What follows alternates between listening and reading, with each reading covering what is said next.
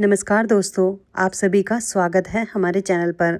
दोस्तों, क्या कभी सोचा है कि हमारी बॉडी बिना किसी दवाई या बाहरी मदद के खुद को अंदर से ठीक कैसे करती है? आज हम एक ऐसे ही कमाल के नेचुरल प्रोसेस की बात करेंगे जो फास्टिंग यानी उपवास के दौरान एक्टिवेट होता है। इस प्रोसेस का नाम है ऑटोफेजी। जरा सोचिए, अगर हमारा शरीर अपनी पुरानी डैमेज हो चुकी कोशिकाओं को हटाकर उनकी जगह बिल्कुल नई और हेल्दी कोशिकाएं बना सकता हो तो यह कोई साइंस फिक्शन नहीं है। यह एक बहुत ही पावरफुल बायोलॉजिकल प्रोसेस है जिसे हम आज समझने वाले हैं। तो चलिए दोस्तों, सबसे पहले इस शब्द को ही तोड़कर समझते हैं। ऑटोफेजी, यह शब्द ग्रीक भाषा से आया है। इसमें ऑटो का मतलब है सेल्फ यानी कि खुद, और फेजी का मतलब है टू ईट यानी खाना। तो इसका सीधा सा मतलब हुआ खुद को खाना। अब सुनने में यह थोड़ा अजीब लग सकता है, लेकिन यह प्रोसेस उतना ही इंटेलिजेंट है। यह हमारी बॉडी का अपना नेचुरल रिसाइकलिंग सिस्टम है।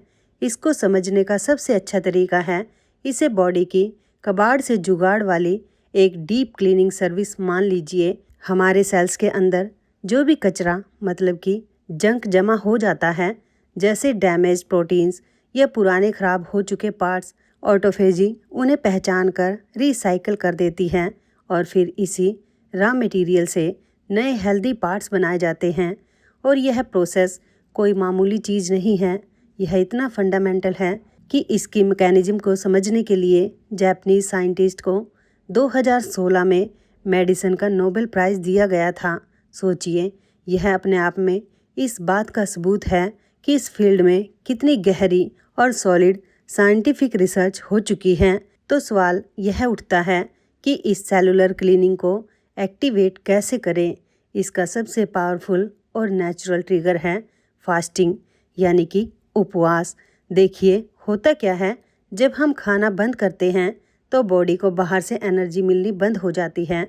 तब वह एनर्जी के लिए अंदर की तरफ देखती है और अपने ही जमा किए हुए जंक को फ्यूल की तरह इस्तेमाल करना शुरू कर देती है। फास्टिंग के दौरान हमारी बॉडी जो होती है उसमें एक बहुत बड़ा मेटाबॉलिक शिफ्ट होता है। आमतौर पे बॉडी एनर्जी के लिए खाने से मिलने वाले ग्लूकोज यानी कि शुगर का इस्तेमाल करती है, लेकिन जब हम फास्ट करते हैं और यह ग्लूकोज ख़त्म हो जाता है तब बॉडी फैट को बर्न करना शुरू कर देती है। इसी प्रोसेस में बनते हैं कीटोन्स, और यह कीटोन्स हमारे ब्रेन के लिए एक बहुत ही क्लीन और एफिशिएंट सुपर फ्यूल की तरह काम करते हैं। रिसर्च में अक्सर एक लंबे फास्ट के अलग अलग स्टेजेस बताए जाते हैं। तो चलिए एक टिपिकल 5 दिन के फास्ट की इस जर्नी को दिन ब दिन समझते हैं कि शरीर के अंदर आखिर चल क्या रहा होता है। पहले दिन क्या होता है, बॉडी अपने लीवर और मसल्स में स्टोर किए गए ग्लाइकोजन का इस्तेमाल करती है। अब इंटरेस्टिंग बात यह है कि ग्लाइकोजन के हर मॉलिक्यूल्स के साथ पानी भी स्टोर होता है। तो जब यह ग्लाइकोजन बर्न होता है तो साथ में वो पानी भी निकलता है। इसलिए शुरू में जो तेज़ी से वज़न घटता हुआ दिखता है वो ज़्यादातर फैट नहीं बल्कि वाटर वेट होता है। लेकिन पहले दिन का जो असली गेम चेंजर है वो है इंसुलिन। इंसुलिन असल में एक फैट स्टोरेज हार्मोन है। जब हम फास्ट करते हैं तो इसका लेवल बहुत तेज़ी से नीचे जाता है और बस जैसे ही इंसुलिन गिरता है बॉडी का फैट बर्निंग स्विच ऑन हो जाता है। अब आते हैं दूसरे और तीसरे दिन पर।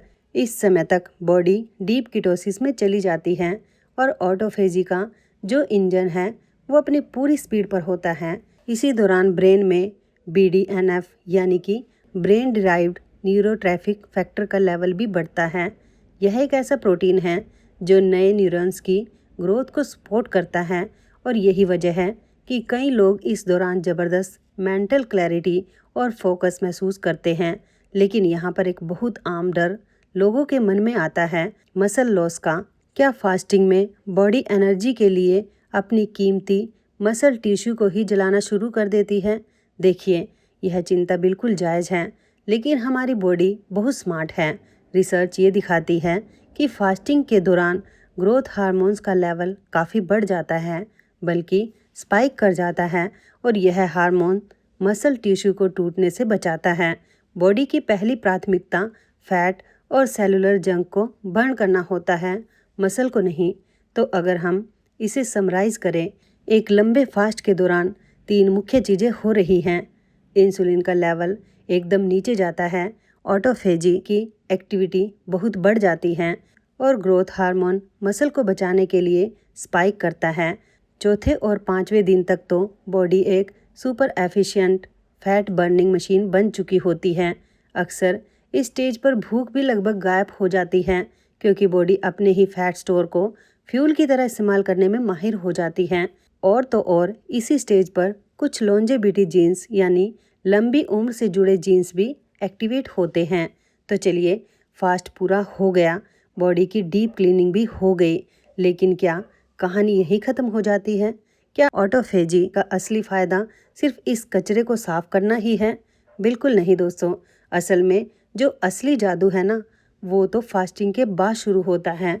और एक बहुत ही ज़रूरी बात जिसे लोग अक्सर नज़रअंदाज कर देते हैं, वो यह है कि फास्टिंग से भी ज़्यादा क्रिटिकल फेज़ है रीफीडिंग का, मतलब फास्ट को सही तरीके से तोड़ने का। इसे ऐसे समझिए, मान लीजिए फास्टिंग एक पुरानी कमज़ोर बिल्डिंग को गिराने जैसा है, लेकिन असली काम तो नई मजबूत नींव डालने और उस पर एक शानदार नई बिल्डिंग बनाने का है ना? तो फास्टिंग डेमोलिशन का काम करती है और रीफीडिंग वो रिकंस्ट्रक्शन का काम करती है। होता यह है कि फास्टिंग के दौरान बॉडी पुरानी और कमज़ोर इम्यून सेल्स को हटा देती है। फिर जब दोबारा न्यूट्रिएंट से भरपूर खाना खाया जाता है, तो बॉडी में जो स्टेम सेल्स सोए हुए होते हैं वो एक्टिवेट हो जाते हैं और ये स्टेम सेल्स एक बिल्कुल नया, कहीं ज़्यादा मजबूत इम्यून सिस्टम बनाते हैं। यह जो रीबॉन्डिंग का काम करता है, यह रीफीडिंग फेज में ही होता है। इसलिए फास्ट को कैसे तोड़ा जाए, यह बहुत ज़रूरी हो जाता है। सिस्टम को एकदम से शॉक नहीं देना है, धीरे धीरे आसानी से पचने वाले न्यूट्रिएंट फूड से शुरुआत करनी चाहिए, जैसे कि बोन ब्रॉथ, उबले हुए अंडे या एवोकाडो। भारी खाना, चीनी या फिर रिफाइंड कार्ब से तो बिल्कुल बचना चाहिए। अब एक बहुत बहुत ज़रूरी बात, ऑटोफेजी कोई चमत्कारी इलाज नहीं है। इंटरनेट पर फास्टिंग को लेकर बहुत से मिथक फैले हुए हैं। यह दावा है कि फास्टिंग कैंसर को ठीक कर सकती है। यह एक बेहद खतरनाक और झूठी जानकारी है। किसी भी तरह का लंबा फास्ट शुरू करने से पहले डॉक्टर की सलाह जरूर लीजिए, मतलब डॉक्टर की सलाह के बिना आगे बढ़ना ही नहीं है।